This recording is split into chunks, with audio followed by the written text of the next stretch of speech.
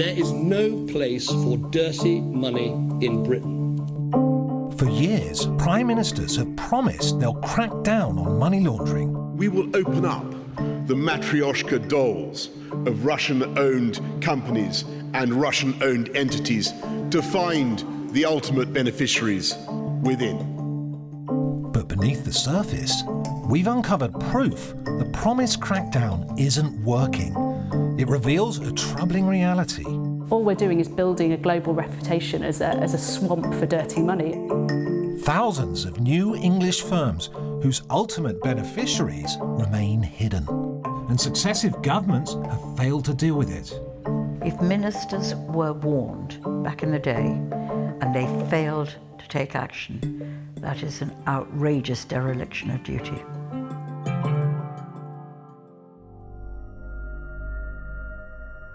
Working with investigators from Finance Uncovered, we've discovered evidence that since the crackdowns were announced, thousands of firms called English limited partnerships have been created. While many may be legitimate, they allow the owners at the heart of the Russian doll to stay anonymous. No one is checking who their owners are, even if they claim to be based in the heart of our capital city. This street is just about a minute's walk from Oxford Circus in the centre of London. But according to a US Senate investigation, it was this location that was used as the registered address of a company that was used to launder money by buying and selling art on behalf of sanctioned oligarchs, some of Vladimir Putin's oldest friends. Boris and Arkady Rotenberg are judo partners of President Putin. According to a US Senate investigation, an English limited partnership they secretly owned called Sinara Company sent 14 wire transfers in $9,500 increments totaling $133,000 to an art advisor who the Senate report said facilitated purchases for the Rotenbergs. No details were ever provided to Companies House about Sinara Company's true owners, and no one was checking. The Rotenbergs didn't reply to our questions. It's a scandal that people like the Rotenbergs, who have been sanctioned in America for years, have still been able to use British corporate structures to bring their money out of Russia through these structures and then spend it at will on whatever they want. Exclusive research by Finance Uncovered and the BBC reveals a thriving system of financial secrecy facilitated by English limited partnerships. ELPs often have a nominee director and a shareholder who don't make any decisions. What they do is hide the real owners from public view. The nominees are often based in offshore tax havens renowned for their secrecy. These dolls within dolls make it impossible to know who's really in charge of companies. As you open up the dolls, here's what you find at the center: a black hole.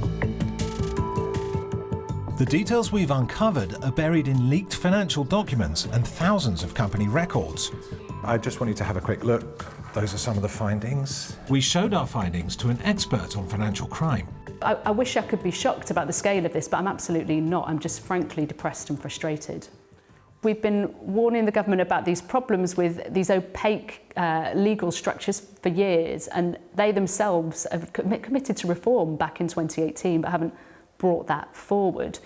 Transparency is the best disinfectant, they say, and I think we need a bucket load of it, in this case around these English limited partnerships. In 2017, it emerged that Scottish limited partnerships had been used to launder billions of dollars from the former Soviet Union. The UK government responded by forcing them to reveal their true owners, but it didn't reform the English version. No, just application. Since then, anti-money laundering experts have watched as thousands of English limited partnerships have been created, This view that we are really, that's it for me, thank you very much. and they still don't have to state their true owners. They are so vulnerable to misuse, it's almost difficult to think of a better way of putting money through the system than using a limited partnership. They are perfect for the job. You'd go through more checks to go and get your local council library lending card than you will to create a company which has limited liability and could potentially put millions of pounds through a bank account anywhere in the world. In 2018, the government itself raised concerns that limited partnerships were being abused by criminals following large-scale money laundering scandals. But the loophole's still been left open. If ministers were warned back in the day that ELPs could be exploited by those wanting to launder money, and they failed to take action, that is an outrageous dereliction of duty. A quarter of the ELPs we've found were created by a handful of company formation agencies. One of them, LAS Express, promoted ELPs as an alternative solution to get round government reforms, allowing the ultimate owners to remain hidden. LAS is linked to some pretty controversial companies. One was behind the largest Russian-language Bitcoin exchange, shut down after the US authorities accused it of money laundering. Another allegedly ran a Russian-language vaccine disinformation campaign, spreading claims that AstraZeneca's vaccine could turn recipients into chimpanzees. I'll let you lead the way. Yep. LAS Express, this mass creator of first Scottish and then English limited partnerships, has used an office above an unconnected restaurant in central London. And you'll see up there, there's a burrito bar. There is. Tortilla. Yep. Well, apparently it's a hive of industry upstairs. They've got hundreds, if not thousands, of companies, but it's hard to see where they put them all. And that's all there is to see. And yet on the buzzer, the name of just one company. None of this surprises Graham. No surprise at all. And I know addresses where there are 80, 90, 100,000 companies registered. It can't be real, can it? Not in any commercial sense. No, it absolutely isn't. Now, this may be naive, but I'm just going to see if I can actually talk to anyone from those companies. Okay. Oh, the buzzer doesn't seem to work. Doesn't look like I'm going to get any kind of answer. 990 companies based here, but no one's answering the door. We contacted the owner of LAS Express. She wouldn't do an interview, but said, "We have never been involved in any business activities of our former clients and only assisted our corporate clients with their company's formation process, mail forwarding services, statutory filings. We never supported any kind of fraud or illegal activities."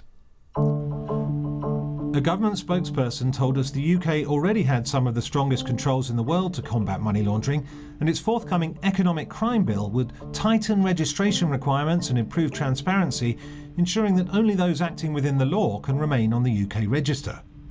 But there seems to be nothing in the bill so far to stop ELP owners staying anonymous. It's utterly depressing because this was entirely preventable. Anti-money laundering experts say there must be proper policing to check companies' stated owners are genuine. Without that, any legislative crackdown will be as ineffective as a game of whack-a-mole. All we're doing is building a global reputation as a swamp for dirty money. Until we have a really credible deterrent at the heart of the UK anti-money laundering system, we're just shifting deck chairs on a sinking ship, frankly.